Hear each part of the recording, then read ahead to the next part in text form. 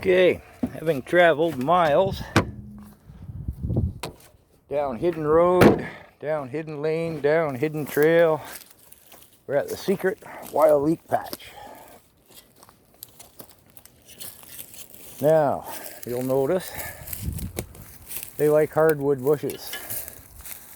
Ooh, that there, big one, is a, what am I looking for? An ironwood tree. There's an apple. There's a birch over there. A lot of maple. There's some beech in here.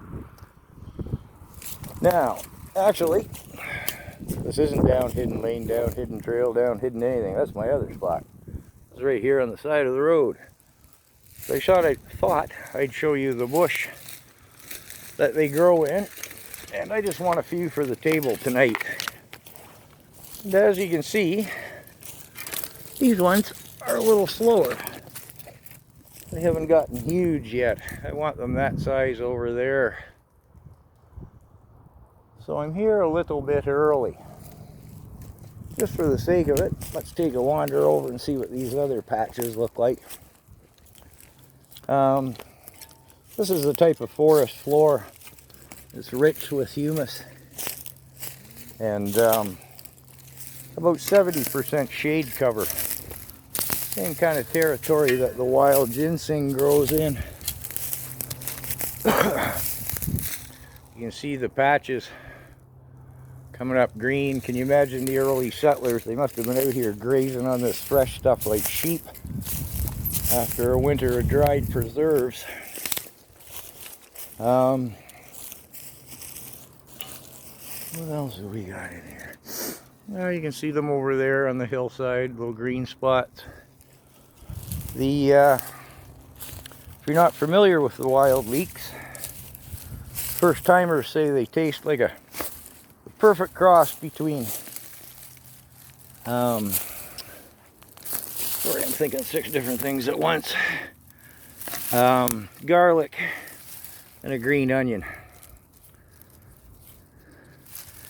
Yeah, these guys not quite at their prime just yet. Hard with one hand here to do this. So I don't think I'm even going to bother to show you how to clean them. I can do that at home. Pickling recipe. Cut it off where it turns from white to kind of pink. You don't want much pink. You cut them right there at the white. Soak them in salt brine for a day. I wouldn't recommend any more. I left some for 3 days once. They were too salty.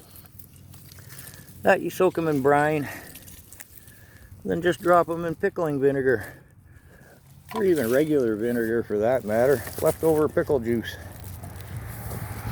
I have tried pickling the leaves, and you can use them for cooking after that, but they get mushy and slimy and take up too much space.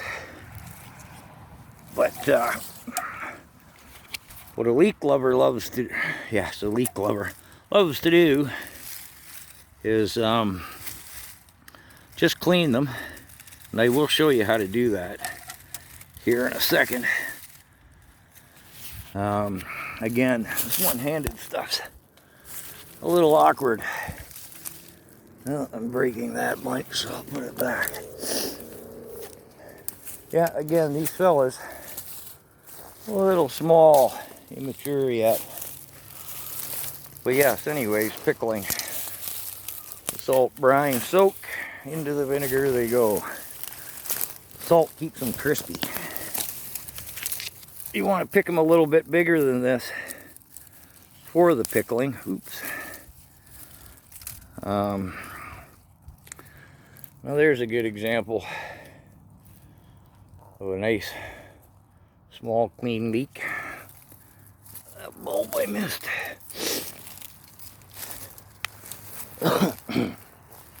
Yes, I'm here in this patch a little early. I thought they'd have been a little further along because people have been telling me they've been picking them for a week or so yet. Now, these leeks never flower. This is what they look like.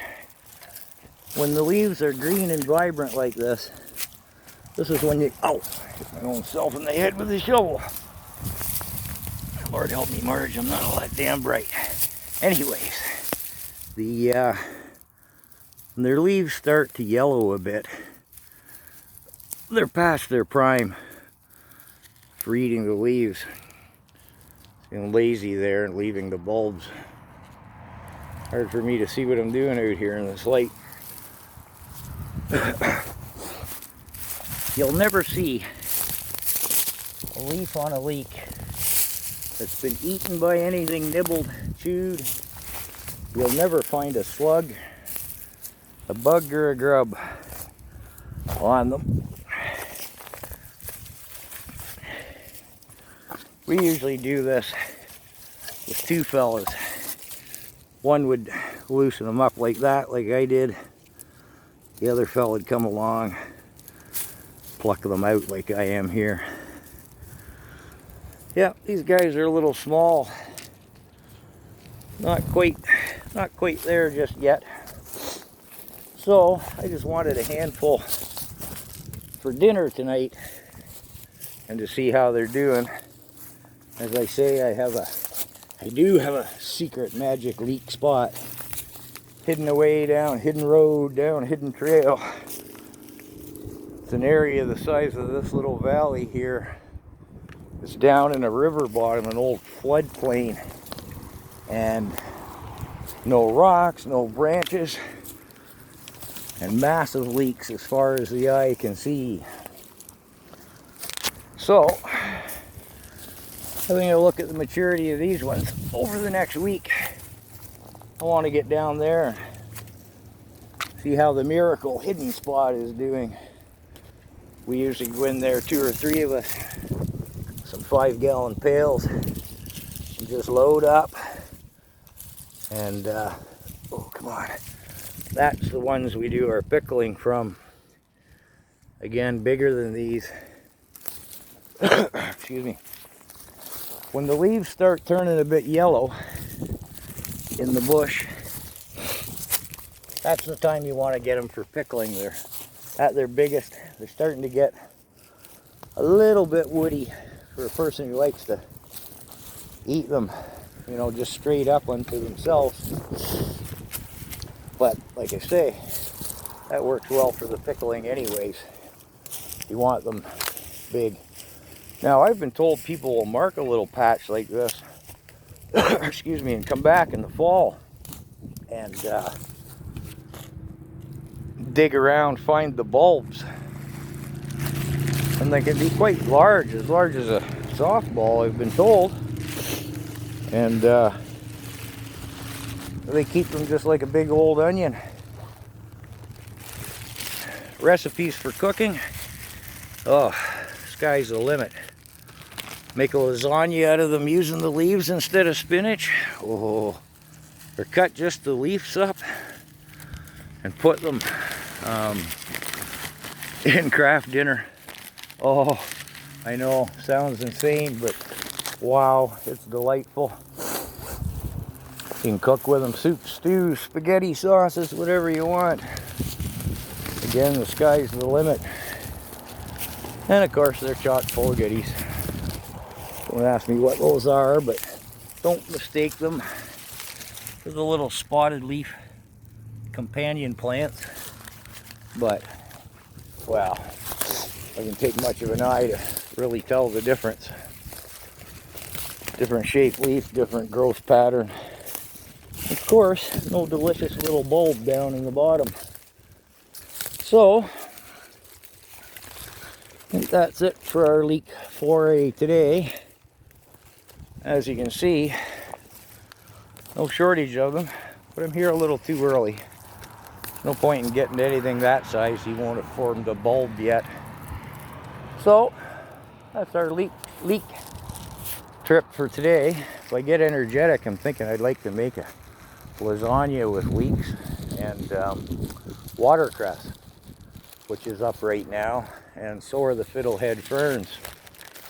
Or of course you can just make a beautiful soup out of all the aforementioned. And if I didn't mention it earlier, Just scan around the bush before we leave here. Leek and potato soup made with wild leeks. Oh boy. Yum. You'll never go back. Anyways, see if I get energetic. Maybe I'll take you down for some watercress later.